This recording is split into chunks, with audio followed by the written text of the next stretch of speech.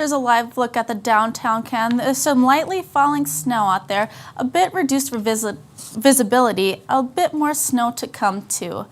Good morning, welcome to Inform TV. I'm Laura Lofsgaard in for Robin Hubner today.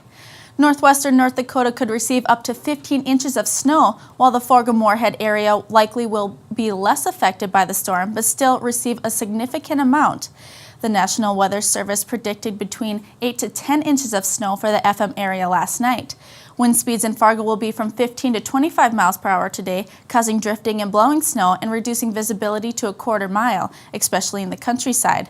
The city of Moorhead is asking the public to remove vehicles from snow emergency routes and refrain from parking on those streets through Tuesday morning, according to a press release. Residents are also asked not to place garbage containers out for collection in Moorhead, as trash and recycling services today have been canceled. And Moorhead is also taking a new strategy in hopes of having plows touch all streets faster during a major snowfall. It was 3 weeks ago when officials fielded complaints about how long it took plows to get to streets. It took 34 hours for plows to make an initial pass. The new strategy gets it done in 12. Then plows return 24 hours after that to widen streets. In some areas in North Dakota, today's storm has come with freezing drizzle, and combined with the snow, it's affecting motorists and schools. The North Dakota Department of Transportation is advising no travel in the Jamestown and Valley City areas because of the ice-covered roadways.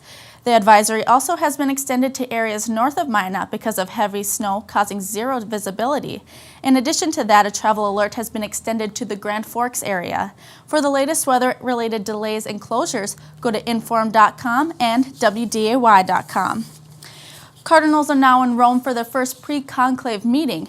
The Vatican says 103 of the 115 cardinals who will pick a new pope have arrived. They'll discuss hot topics facing the Church and the Vatican before they elect a new pope. The Dean of the College of Cardinals has said a date for the conclave won't be set until everyone has arrived. Quick look at the conditions out there. Doppler radar showing snow still falling over most of our area. Current temps are in the 20s across most of the region. Our 7-day forecast shows temps holding in the 20s and 30s. Slight chance of snow later in the week on Thursday. Check out today's forum for a story on how travel agencies are still staying busy despite online travel sites. And on WDAY 6 News, see how some people think there is an over-serving problem in the FM area bars. Thanks so much for joining us this hour on Inform TV. We'll see you next time.